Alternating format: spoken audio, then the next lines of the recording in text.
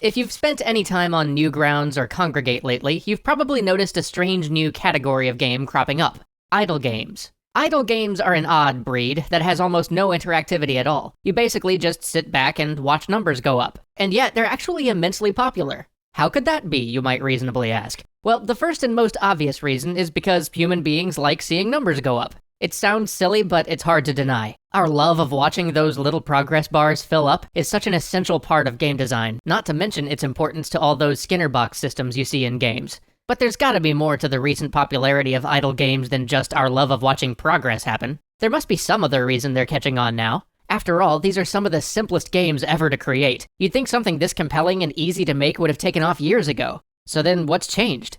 Well, to really answer this, we're gonna have to look into the history of idle games. The earliest idle game I can recall was called Progress Quest, a game that came out in 2002 designed to poke fun at the repetitive nature of some of the MMOs at the time. But Progress Quest never really caught on. It would be another 10 years before these games started really turning into the mass audience activity they've become today. So again, we have to ask, what's changed?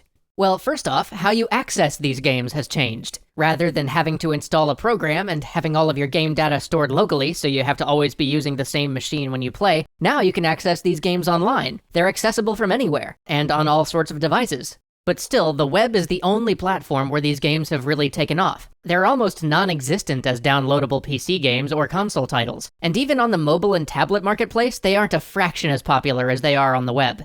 I think this gives us a clue as to why people like these games. I think people like them because they're the games you play when you can't be playing other games. Since these games simply increment a number upward as time passes, you can run them on the side while you're doing work or you're in the middle of class. No other game type requires as little of your attention as an idle game, so you can just have it running and get that feeling of making progress even while you do other things that are actively productive. Even better, rather than checking your Facebook or looking over the same news feed you just checked 5 minutes ago, if you're just looking for a momentary distraction, you can tab back over to your idle game and make one of the limited inputs the game requires to get its numbers to go up faster. In most games, it's irksome to have to pause or close a game because other things demand your time or attention, but not idle games. In fact, even when you're not paying attention to them, you're still winning. They're actually just the distilled perfection of the model that Zynga tried to employ with games like Farmville. Rather than trying to keep the player from being drip-fed rewards while they're away, these games tend to continuously reward the player for simply having the game open in a tab somewhere, while still relying more on Skinner boxing and sunk cost fallacy than gameplay.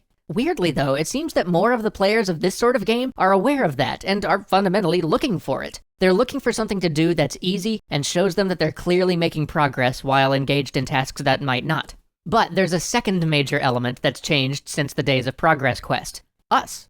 Back in 2002, there were no iPhones or tablets. Heck, Safari and Internet Explorer didn't even have tabbed browsing back then. But today, we live in a world where many of us have to be multitasking. I'm sure there's a study on it out there somewhere, but I know too many people who literally won't use the restroom without taking a smart device with them, and who always have this niggling sense that there's something they should be doing if they aren't playing a game while they're eating or listening to a podcast while they work. I know enough people like that I'm willing to just say we're more used to and even more compelled to multitask than ever before, and I think idle games play into that. Idle games play to that need to feel like we're using our minutes optimally, like we're always never not doing something, like we're always making progress.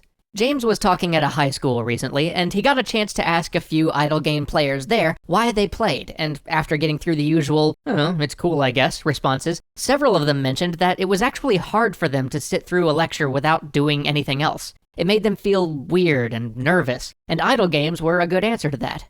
So, idle games are just big Skinner boxes that play on our modern need to multitask and our desire to see ourselves make progress. But is that such a bad thing? Unlike the old Zynga games, which tried to rule your life with their schedules and their timing systems, training you to slavishly come back over and over throughout the day and trying to monetize that habit, these games just quietly run in the background, letting you integrate getting that fix into your life however you want. They're games that let you play while doing the things you actually need to do with your life, which isn't something games have really tried before. And so, while I don't think these games will maintain the level of popularity they enjoy right now as a new and novel phenomenon for most people, I think they have a niche, and given how easy they are to create, you'll probably always see some around. However, as idle games compete with one another for attention, I think many idle game designers will start to naturally move their games toward the unfolding games we talked about earlier this year. I think this is a healthy direction for this genre to go, and hopefully it'll give more people a jumping off point for where to start designing games. We'll see you next week.